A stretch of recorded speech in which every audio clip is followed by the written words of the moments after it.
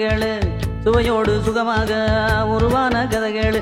குட்டி ஸ்டோரியோட ஒலி புத்தக பகுதியில் இன்னைக்கு நான் வாசிக்க போகிற நூல் ஓநாயின் புத்தாண்டு கொண்டாட்டம். சோவியத் நாட்டு சிறார் கதைகள் தொகுப்பான இந்த புத்தகத்தை தொகுத்தவர் யூமா வாசுகி அவர்கள். இந்த புத்தகத்தில் மொத்தம் 42 கதைகள் இருக்கு. ரொம்ப சின்ன சின்ன கதைகள் தான். 1 நிமிட கதைகளாக கூட நிறைய கதைகளை நம்ம படிச்சிடலாம். இந்த புத்தகத்தை வெளியிட்டது பாரதி புத்தகாலயம். இந்த 42 கதைகளையும் தினம் ஒரு கதையா நான் உங்களுக்கு வாசிச்சு காட்டுறேன்.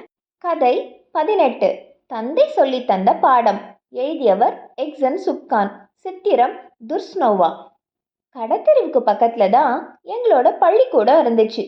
அந்த கடத்தெருவில் தான் நானும் என்னோட நண்பர்களும் சுவையான ஆப்பிள்களையும் திராட்சைகளையும் வாங்குறது வழக்கம். நான் ஒரு முறை என்னோட வகுப்புல படிச்ச சக்ஸ்போன்ற மாணவனோட பேரிக்காய் வாங்குறதுக்காக அங்க போனேன். அவசரப்படாத, முதல்ல சுத்தி பார்க்கலாம் அப்படின்னு சொன்னான் என்னோட நண்பன். எனவே ஒவ்வொரு கடையையும் கடந்து போய்கிட்டே இருந்தோம். சப்போஸ் அமைதியா என் பின்னாடியே வந்துட்டு இருந்தான். அவனால முடிஞ்ச அளவுக்கு ஒவ்வொரு கடையிலையும் பழங்களை சுவை பார்த்தான். நீ சாப்பிட்டு பார்க்க மாட்டியா என்று என்கிட்ட கேட்டான். இப்படி கடைக்கடையாக காசு கொடுக்காமல் பழங்களை எடுத்து வாயில் போட்டு சுவை பார்ப்பது எனக்கு சற்றும் பிடிக்கவில்லை. நான் திராட்சைகளையும் பிளம் பழங்களையும் சுவைத்து பார்த்துவிட்டு அவற்றை வாங்க தீர்மானித்தேன். அப்போது வாங்காத என்று சக்போஸ் என்னை தடுத்தான். இவையெல்லாம் ரொம்ப விலை அதிகம் என்றவாறே என்னை அடுத்த கடைக்கு தள்ளி சென்றான். இப்படி பல முறை நடந்துருச்சு. எனக்கும் துணிச்சல் வந்துடுச்சு. அதனால நானும் கூச்ச நாச்சம் இல்லாம ஒவ்வொரு கடையிலையும் எதையாவது எடுத்து சுவைச்சு பார்க்க தொடங்கினேன். கடத்தெருவை விட்டு வெளியேறும்போது, நீ பாத்தியா, வயிறு நிறைஞ்சிடுச்சு, இனி எதையும் வாங்க வேண்டிய அவசியமே இல்லை என்றான் சக்போஸ். சில நாட்கள் கழித்து முந்திரி பழம் வாங்க என் தந்தையுடன் சென்றேன். ஒவ்வொரு கடையிலும் நின்று விலையை விசாரித்துவிட்டு அவர் அடுத்த கடையை நோக்கி நகர்வார்.